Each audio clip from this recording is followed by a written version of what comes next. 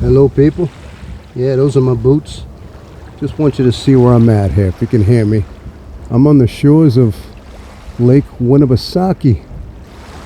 It's a beautiful day. It's not a picture perfect. I mean, the clouds are a little cloudy, but you know what? Sometimes you need the clouds in the world too, you know. But anyway, people, I lied. Let's turn around. Hello. How you doing, people?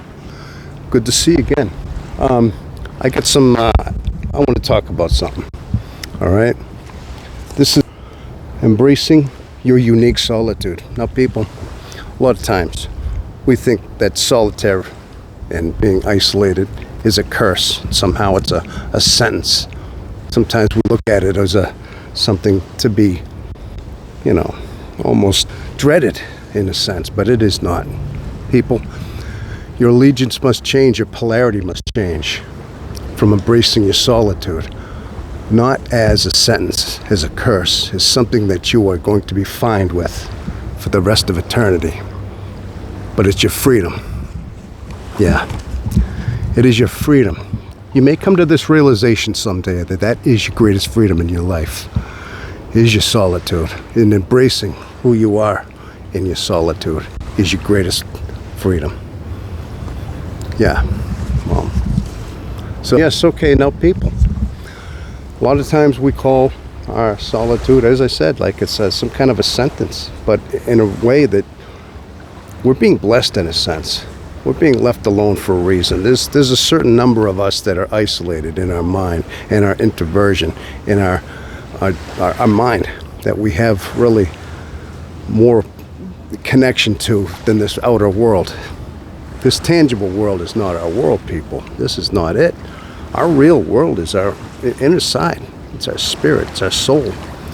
And as we start realizing that this introversion is not necessarily our greatest sentence. See, that's what we're looking at it as. When we're younger, we think of this as some kind of a torture. It's suffering because we're alone, because we see other people having relationships with other people. We see them enjoying the world, enjoying this tangible world, and we see them enjoying all the beauties. Yes, and it is a beautiful world. Look behind me. It is an absolutely beautiful world. But your mind and your introversion is beautiful as well. And you come to a realization, people, that you have to understand, that you come to this realization in your life that it's you were left alone for a reason. It starts to click into place that you were meant to find salvation in your heart, in your soul. You were meant to find God in your heart. And you realize that emptiness that you feel in your isolation, you're being told that, you're being seen that, tested through your life, until you finally realize that you were put there to find your greatest relationship and completion with your God. I mean, I'm trying to put it in the best words I can, people. This is why we are who we are. And this is why we do the things that we do and have the things that we do, and why we're always meant to be as we are. Okay, I wrote some other things down here. I got a cue card here, people. So bear with me. Your rebirth equals your awakening. I talked about awakening that Carl Jung actually had written about, or he had expressed about the awakening of the introverted mind, of the introverted intuitive. They become awakened, not reawakened, but awakened in their life.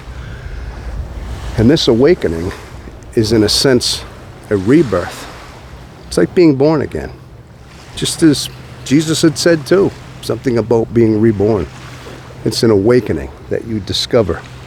And it's like I said, I compare that to the stages of the butterfly. That is your wings. You have developed, you have come out of your chrysalis, you have been freed. All of a sudden your introversion is now your greatest freedom. And when you embrace that and realize that's what you have, you're on the road to salvation, basically, people. Somehow that's what we are supposed to metamorphose into in our spirit, in our mind, in our souls. So people, it's a very hard journey. It's a very difficult journey as you're getting there.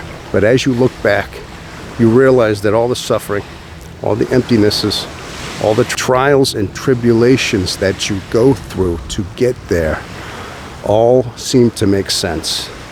They all seem to fall into place. And you all start to realize that that's what you were meant to be. Yeah. Anyway, beautiful lake, I tell you. It really is. So, I guess that's what I wanted to have is this segment. Now, I got another one here. The INFJ journey is a momentary journey to a sacred, solitary peace. Yeah, that's how it turns out, people. Maybe you haven't discovered that. Maybe you're younger. Maybe you're still struggling in the world. You're still going through your phases, people. You're still going through your spells of isolation, and you're still crying alone, and you're wondering. You're still confused about your thoughts. Maybe you haven't found your empathy. You haven't mastered your empathy. Perhaps you're still picking up emotions. You have to find that out. You have to find out control of your mind first, your emotions, and understand how you're receiving them and picking those up. I have another video on that, a couple of videos outlining how we can discover our emotions and how we can distinguish ours from others. And when pieces will start to fall into place in your life as an INFJ, as your introverted soul. It usually takes most of your lifetime, but it will fall into place. Maybe some find these things sooner than later. Perhaps some others find these things at an earlier age, as an earlier birth age, however you want to put it.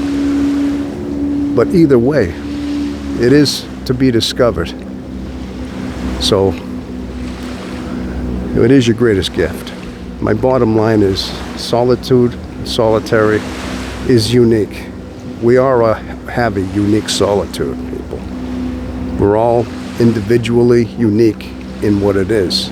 All we can do is testify to what it is. And yes, it feels painful. Most of our life, it does. But when your allegiance changes and your awakening emerges, your solitude becomes your greatest asset. So that's a wrap, people. We're gonna call that a wrap for today. All right.